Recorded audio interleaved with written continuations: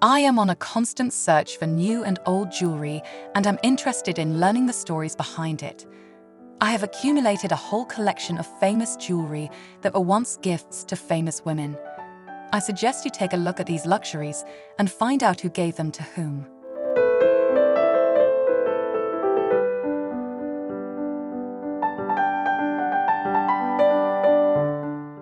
Anita Delgado's emerald brooch. The young beauty Anita grew up in a simple family and was a talented dancer. During one of her performances, she won the heart of Maharaja Jagatjit Singh, but she didn't immediately respond to his advances. The charismatic prince won the heart of the rebellious beauty and showered her with jewelry. A brooch with an emerald in the shape of a crescent moon belonged to the Maharaja's favorite elephant, but the Lord gave it to his beloved wife as a praise for diligent study of the language and culture of his country. The famous peregrina, the world's largest pearl weighing once, was also a gift. It was found in the 16th century in the area of the Gulf of Panama and presented to the Spanish King Philip Pu. The latter gave the unique pearl to Mary Tudor for her wedding. It is known that at different times the pearl to the Marquis of Abercorn and Napoleon Bonaparte. The last famous owner of the peregrino was Elizabeth Taylor, to whom the stone was presented by her favorite spouse, Richard Burton. At the request of the actress, Cartier Masters made the pearl part of a necklace sold at auction for almost $12 million. Taylor Burton diamond, another jewel purchased by Richard Burton for the famous spouse. The stone was found in 1966. Initially, it weighed 240 carats, and in the skillful hands of a jeweler turned into a magnificent, pear-shaped diamond of 70 carats.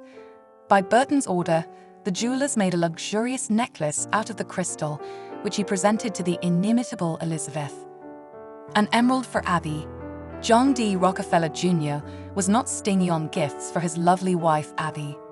Once she received from him a gorgeous brooch with large emeralds of rich color.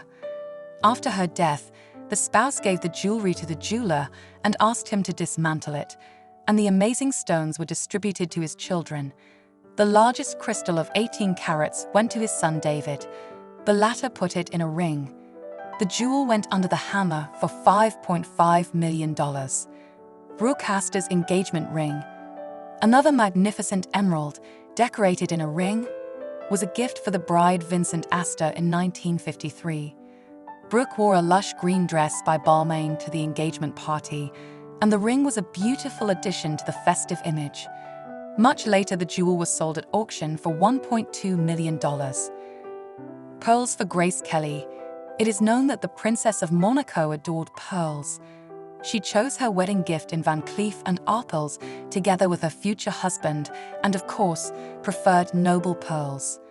The necklace included 3 strands of mother-of-pearl in the form of a curl. Soon the jewelry house Van Cleef & Arpels Pearls became the main supplier of jewelry for the princess. Sinatra's diamond ring. One day Frank Sinatra placed a pair of large diamonds in front of his beloved and offered to make a choice. Barbara preferred a 20-carat stone, which was then turned into a ring. It adorned the finger of the future Mrs. Sinatra. In 2018, it was sold at auction for $1.7 million. Ruby ring from Tiffany Co. For the 40th wedding anniversary, Irving Berlin presented his wife with a ring with a Burmese ruby surrounded by transparent crystals. The jewelry was made by the craftsmen of Tiffany Co. In 2018, it was sold for $1.1 million. Morella Agnelli's multicolored necklace. In the middle of the last century, Gianni Agnelli visited the Palace of Gems in Jaipur. There he noticed a magnificent necklace of colored beads that had once adorned the Maharaja himself. He bought it and had it made into a necklace and presented it to his wife. Morella fell in love with the jewel at first sight and often wore it even in casual settings. It's amazing how many amazing things jewelers have created thanks to love. After all, without it, men would not look for original gifts to amaze their sweethearts.